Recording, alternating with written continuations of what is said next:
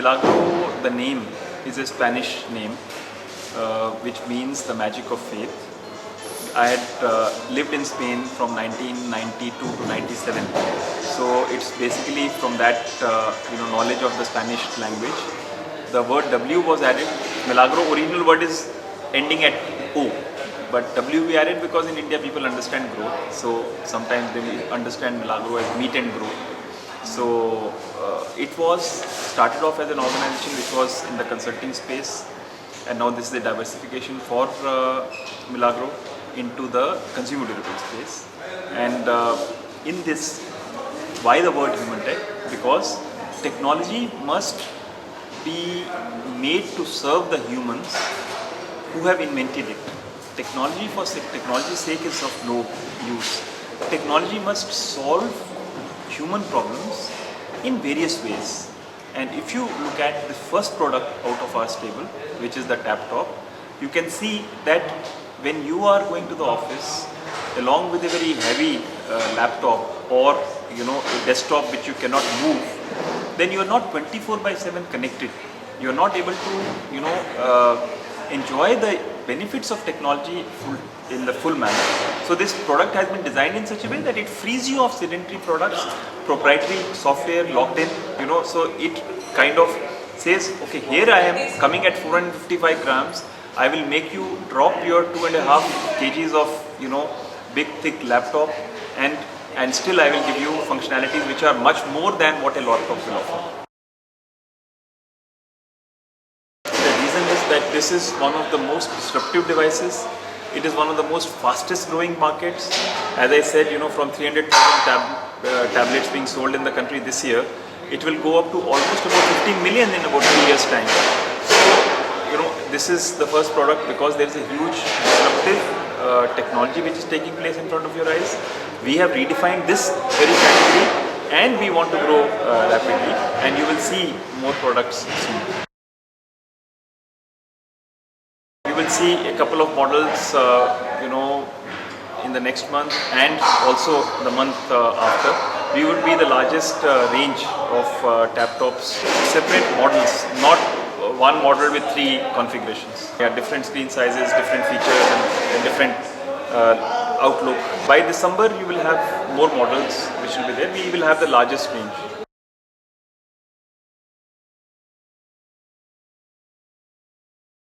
These are plans, domestic robotics as well as convergence electronics, and they will be unveiling slowly. Intelligent infotech, you have already seen. The first product out of this table is the laptop, and you have seen what we have done with this product. It is redefining this category altogether. Right now, very difficult to talk about them, but very soon you will hear more about it.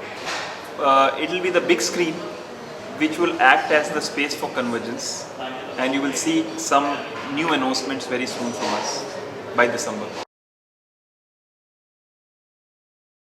See, Indian appliance industry and electronics industry somehow is looking at the Indian consumer very differently. Yes, we are as Indian consumers very value conscious, but it doesn't mean that we only buy cheap products, right? Somehow the Indian brands look at the Indian consumer as capable of only buying cheaper products, which is not the case, right? If that was the case, then so many mugs you will not see on the roads today. So many expensive LCDs, LEDs will not be selling today. So many smartphones will not be selling today. But somehow, it is the foreign brands which are coming in and exploiting that need of the customer, and the Indian brands are losing out. And I think that mindset needs to change. Outside, the brands as well as the customers look at it very differently. The Indian consumer today is much more ready to buy luxury goods, so-called luxury goods, which are no longer luxuries, they are extensions of his or her own personality, which the Indian brands are not recognizing. Customers essentially across the world are the same. Their basic needs are the same, their esteem needs are the same, and it's the brands which look at them differently. Yes, affordability was an issue in India at one point in time, but the Indian consumers has moved on. Yes,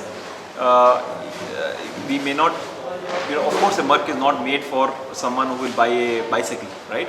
So, but within the bicycle segment, someone who is buying a bicycle will want to buy the best bicycle in the market, right? So you have to market it accordingly and not make a Mercedes compete with a bicycle. See, I think the biggest strategy which anybody should look at is that they should focus on esteem, differentiation, as well as relatability of their product with the customer. If they only focus on building awareness, just people being aware, they can be even aware of a brand because fire happened in their factory, right? But it is not that because of the awareness they will buy the product. They will buy the product when they say it is for me, it gives me a certain amount of emotional satisfaction, and it is slightly different from others in terms of satisfying my needs. So if a brand can focus on these three specific needs, I don't think that they will fail. And of course you have to look at after sales service also. It is not that just by selling the product, okay, that if you don't provide the service, you cannot abdicate your responsibility towards the customer, especially in consumer electronics, durables, or after sales. I think it is basically, if you look at the traditional consumer electronics, say especially the televisions, etc., it is the family needs and entertainment needs, because in India, two of the things which are really almost like religion are cricket and films. And with so many channels beaming, including cable television, beaming films and cricket, so much of that is happening, so people want to enjoy it in their bedroom. So that is why television being the mainstay is happening in the bedroom.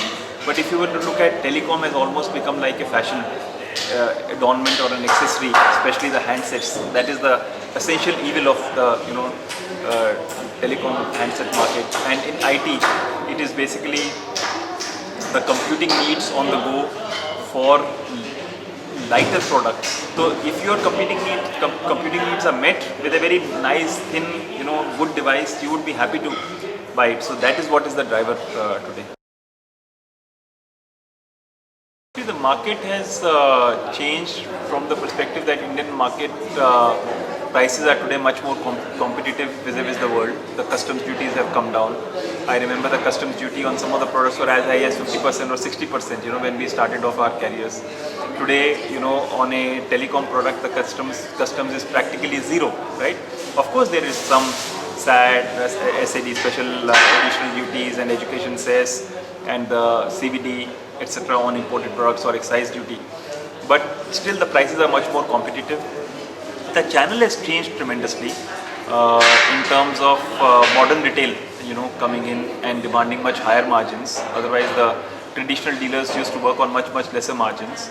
Third is that the products took a long time in coming to the Indian market from multinationals. Today you see simultaneous launches happening in the Indian marketplace. So I think this is a good thing which has happened. Fourth thing, customers used to get much better after sales service 20 years ago. I think here the phenomena of hiding behind a BPO, or a call center, and the customer doesn't really know where to go, I think it's a very bad thing to happen in consumer electronics and durables. And I have hardly met anyone who has had a good experience with the call center operations of most of the consumer durable companies. At a certain point in time, the traditional dealer was satisfied between 5 to 10% margin. Today, the modern retail is hardly satisfied less than 15%. So that 10% additional, obviously the customer has to pay. It is not that the manufacturing companies will pay or whatever. So because nobody will do a business at a loss forever, right? So either that company will die, or they will pass it on to the customer. So even if they were to share a minuscule portion, ultimately customer pays a slightly higher price. And of course, there is nothing wrong with these companies demanding higher margins, because they have their infrastructural costs are much higher. And also I think this ailment which came into the India of auctioning the land, I think that pushes the prices very much high in terms of the real estate, and that then results into the retailers demanding much higher margins on the shelf. Yes, consumer electronics electronics market has improved tremendously, especially on the higher end products. Because if a small showroom is not capable of keeping, a side-by-side refrigerator, how will they sell? So, जो दिखता है वही बिकता है, right? So, you have got very good display space now with the modern retail, and I think that is providing a good fillip to many of the product categories which were hardly available or to the customer, or customer wasn't even aware that they existed. Another benefit is for new brands entering into the market. If you are able to have a good understanding with the modern retail without really having to incur a huge amount of expenditure, you can actually go through their shelves and become an all-India player very quickly, right? Which many brands are trying to exploit. So I think this is another alternative. Modern retail also in many ways represents the customer much better than the smaller retailer. So they are now putting back pressure on the manufacturers to provide good after-sales service. It is normal, what the other laptop manufacturers or tablet manufacturers will give, we'll give the same, because we are operating in the same marketplace and we cannot afford more or afford to give less. So we will match what the market trend demands. See, basically what is happening is that the Chinese have kind of commoditized the manufacturing of most of the electronics and consumer durable products. That has put pressure on many of the established brands in terms of what kind of prices they can command, and most of their manufacturing as a first response, whether it was Japanese brands, whether it was Western brands, whether it was Korean brands, they shifted to low cost economies. And when they talked about low cost economies, they started to think of Thailand, India, China, etc. etc. So even if it is an Apple, for example, most of the manufacturing takes place in China. Philips, most of the manufacturing takes place in China. So now, having shifted most of the manufacturing jobs into these low cost economies, you don't require so much of manpower, and that is one of the reasons why most of these brands are cutting. So they are more wanting to control the last mile of customer experience, being brand custodians, being companies which invest in cutting edge technology, and then that technology they can license to their contract manufacturers to use. So I think that is the phenomenon which you are seeing. And of course, for high cost organizations which are slow to respond in this very dynamic marketplace, it will be very difficult to survive. And I'm not talking of any particular brand, but you will see that many of the older brands are finding it very difficult to respond to the market very speedily and aggressively. No, that is what I'm saying. So manufacturing has been commoditized, first by the Koreans, then by the Chinese, and some of these large brands are finding it very difficult to respond. So as a result, they are saying that, okay, we'll buy these items off the shelf, right, and invest and give some patents or technology to these guys, and later on, just make sure that the customer who doesn't know still believes in the brand, still believes that we will be able to provide a certain amount of satisfaction in terms of emotional, because brand ultimately is an emotional connect in the mind of the customer. And if suppose your father bought a Philips television, you would be very happy that you had a good experience. So that kind of continues. The biggest issue I think with the Chinese organizations is that they are not adept at building brands. They are adept at building products. They are not adept at building brands. It is here that the Indian companies score over Chinese in terms of building brands. So I think a combination will happen.